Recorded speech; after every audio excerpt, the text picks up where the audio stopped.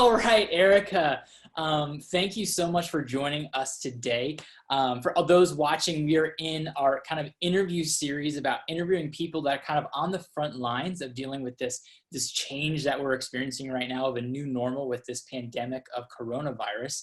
And Erica, you are a nurse at Monmouth Medical Center, and I wanted to kind of bring you on to kind of, from your perspective, what are you experiencing, and then kind of maybe some practical advice for those that maybe are struggling that you could speak into. But before we go any further, maybe you could share your story with us about how maybe you've got into nursing a little bit.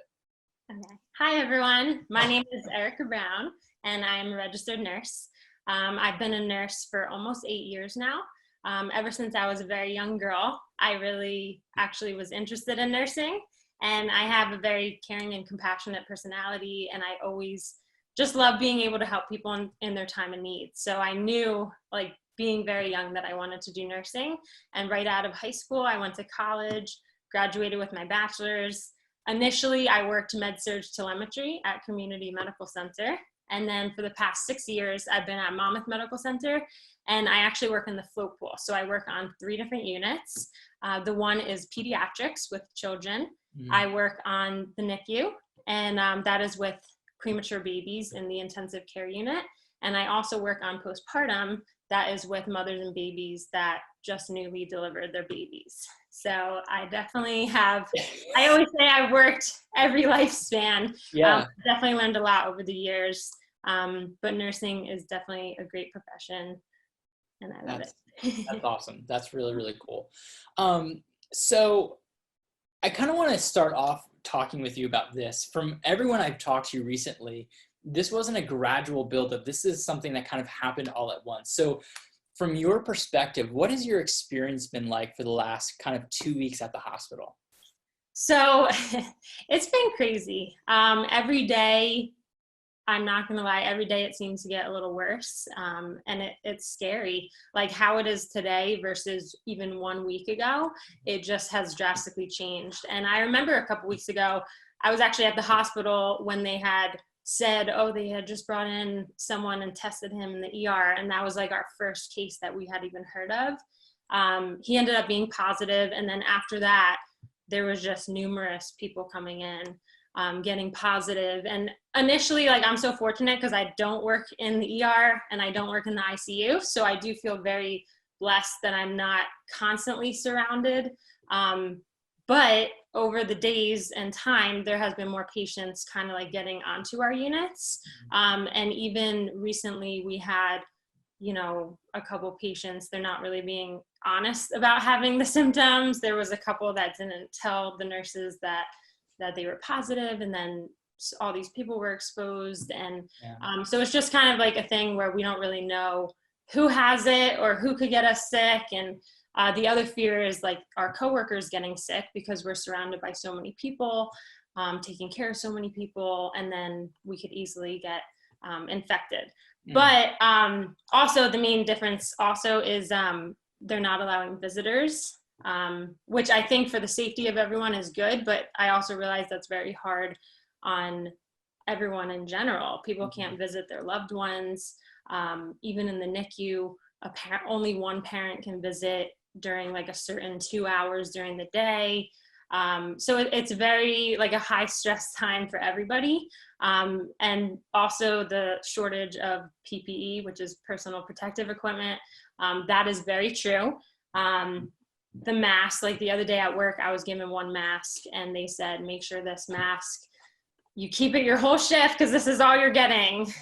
So it's just like nerve-wracking to know that we're very limited on supplies. Yeah, and it could be scary for sure. Yeah, absolutely. I can't imagine. I one, just before we kick off, I thank you. Like you and those that you work with are on the front lines of this, and as people in the church, we definitely need to be praying for you guys.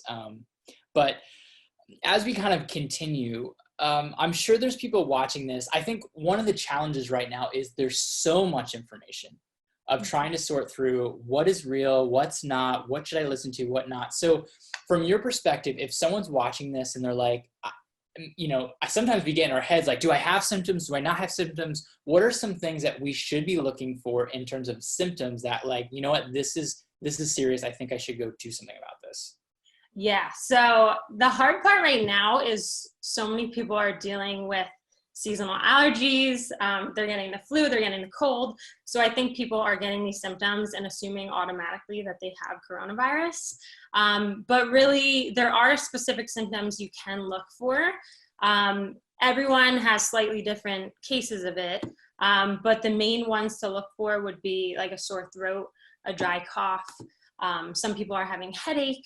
A couple main symptoms would be a fever that's anything over 100.4 or higher, and also shortness of breath, because this type of virus, it actually attacks the lungs and it makes it really hard to breathe. So if you're experiencing a lot of shortness of breath, that would be a main sign to kind of look for, that and fever. Along with some other symptoms like Yeah. Okay, cool. Okay, so someone's at home and they're in a position where, like, I don't want to catch it. So there's social distancing, but also what are some things that people should be doing to just not catch this and kind of be prepared? Yeah. So I always just say, just try to be proactive, try to do whatever you can right now to stay healthy, which includes staying in your house as much as you can, but also taking vitamins. If you don't take vitamins, I suggest starting. Vitamin C is really good, as well as zinc and vitamin D. They're all very good for your immune health. And obviously hand washing. We've all heard all this talk about hand washing, but it's so true. Hand washing is the #1 way that you can prevent the spread of this. So just keep in mind that this virus can spread through droplets. So if somebody coughs or sneezes and touches their hand, or if they cough and sneeze on a table, that virus can then live on surfaces, I heard, for hours up to 3 days. So kind of keep that in mind. If you're touching a surface and then you touch your face, that's how you can then get this virus. So as much as you can, try to avoid touching your eyes, your nose, your mouth. Those are all ways that you could get this into your system. And also washing your hands for 20 seconds. You could count, you could sing, you could pray. I've heard many people doing different things, but washing your hands with soap and water is definitely recommended. And then staying home. And also, I recently heard, be very careful when you're grocery shopping, because of the fact that this virus can live on objects and surfaces for a long amount of time. Something that you touch can possibly be infected with this. So just be mindful when you come home. Try to wipe down your groceries, wash your fruits and vegetables, and do as much as you can to wash your hands, especially before you're eating. Cool. Well, that's awesome. And again, I think that's just so practical and something that, I didn't even think about the grocery shopping, but yeah, that makes total sense, that you're in there, you're touching everything, everyone's touching everything. And then you're bringing those things into your home. So that's awesome. Okay, so with that being said, if someone thinks they have symptoms, what should be next steps for them of getting help, or just what should they do? Yeah, so it's definitely recommended, if you think you have it, don't automatically rush to the hospital. The hospital is already being inundated with a lot of patients. I actually have a friend who's a nurse in the ER, and she was telling me so many people are coming in. They're actually testing so many people and even sending a lot home. Just because you get sick with this doesn't necessarily mean that you'll need hospitalization. So I suggest try to isolate yourself at home. Try to practice social distancing, don't go out. I always tell people it's a good idea to have kind of like a plan of action at home. If somebody in your house were to get sick, is there a certain room that they could stay in where they can't come in contact with other members of the family? Do you guys have masks? Do you guys have gloves at the house? Just kind of like have all these things ready just in case something like this were to happen. But also just see how your symptoms are. If you really feel like you're not doing well at home, if you're really having a high fever or really bad shortness of breath, I suggest calling your doctor. I definitely always recommend you could call your doctor, see what they think, see what they recommend. They might recommend that you get tested at a nearby testing center. So definitely just kind of see how you're feeling, and when in doubt, call your doctor for sure. Okay. Cool. So, okay, someone needs to get tested. I think because again, the other kind of thing we're hearing is testing. What do we do? Where do we go? That kind of thing. So if we're in the Ocean County area, where do we go for testing? What should we do? Yeah, so Ocean County, I just heard that they're going to be opening a location on Monday around 9 a.m. at Ocean County College. So that would definitely be your number one place to go. I did hear that you will need proof of residency and also a prescription from your doctor. So you would have to call your doctor to get approval to go to this testing center. If you don't live in Ocean County, I know in Monmouth County, just for a heads up, there's at PNC Bank Art Center. That would be probably the next closest location. Is it the same policies, do you know, at PNC with doctor's note kind of thing, or? I'm not sure. I know they just opened on Monday there, and they have been emailing me because they were looking for nurses to kind of work this. And I know so many patients are going there because within 30 minutes of opening, they had reached capacity. So I think that's why now at Ocean County, and maybe they even started this at PNC too. I think that's why they started showing proof of residency and also the prescription, because they don't want everyone to come. And also, I believe they're only going to test you if you are having symptoms. Okay. So. Cool. So the next thing is social distancing. I have never heard those two words put together in my life until now. And there seems to be this kind of, I don't know if it's confusion, but some people are like, yes, and some people are like, no, it's not that big of a deal. So from a nurse perspective, from a medical perspective, what's the deal with social distancing? So social distancing, I know everybody does not like it. It's hard. It's very different than our norm, but it is, honestly, it really is key. It is the way that we are going to get through this. Just keep in mind that this virus, it could be in your system for 1 to 14 days before you even experience symptoms. So you could be walking around feeling completely fine and not realizing that you actually can infect other people. And everyone who gets this is going to react differently to it. Other people are at greater risk for being severely ill if they do catch it. These are people who are immunocompromised. These are people who are elderly, anybody who has diabetes, asthma, heart disease, other people with cancer, anyone with decreased lung function like COPD, emphysema, like anyone, smokers even. So there's a lot of people who could be really affected by this. And I think like all of us can probably think of at least one person that they know who has one of those things. So just kind of keep that in mind. Even if you think you feel okay, you could still pass this along to somebody else who won't do so well with this. So best advice is to stay at home if at all possible. Cool. Definitely stay home. So I want to close with this, and this is off the script. I know you personally, and I know you have a deep faith. How has your faith kind of helped you, or how is your faith being challenged through this time? Yes. So definitely, I think that this whole situation is a huge testing of our faith. And I know for me personally, it's so easy to get distracted on social media and what the world is saying about all of this. And then I was realizing that's exactly the enemy's goal. Like he wants to take our focus off of Christ and onto our circumstances.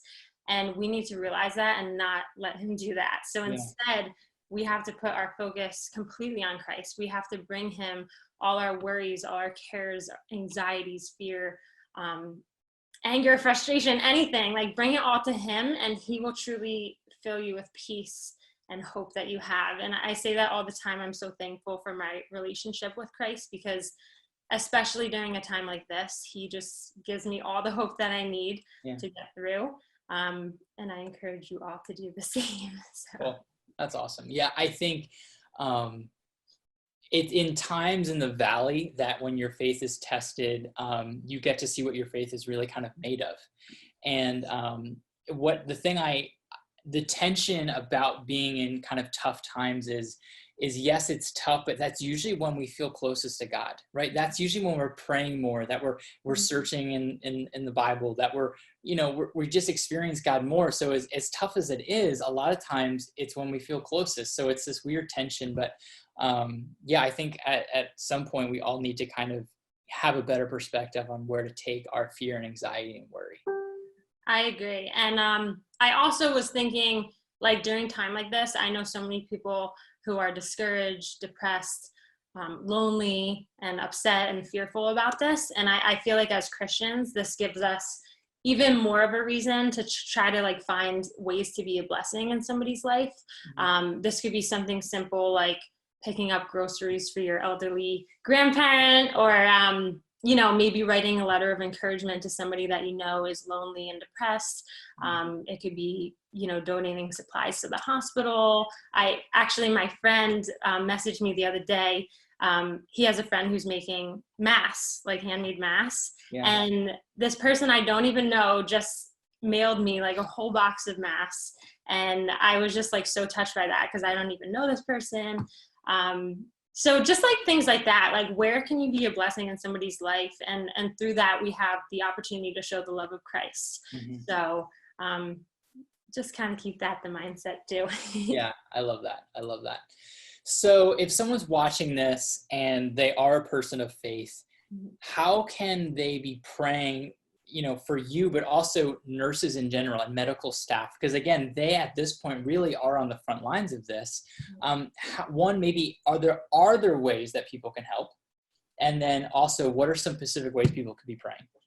Yeah, so I think specific ways to pray, obviously for our health and safety, because we're taking care of these patients and a lot of us don't have the proper, equipment to be able to take care. Like if we know we're taking care of a COVID patient, we'll be in full, uniform and everything. Yeah.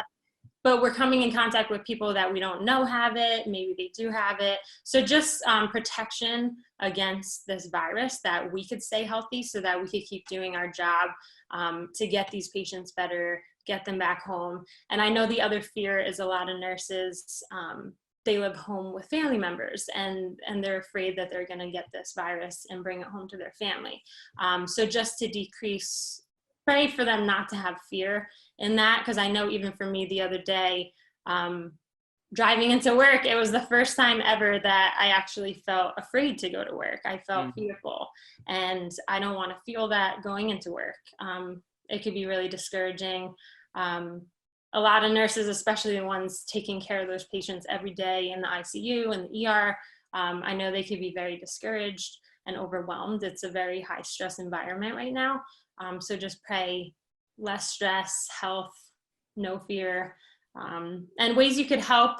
Like I said, you could donate supplies. If you have extra masks, if you have extra gloves, if you're very crafty, you could hand make the masks. I know recently I've seen, because the masks, they're starting to hurt people's ears, like when we wear the elastic.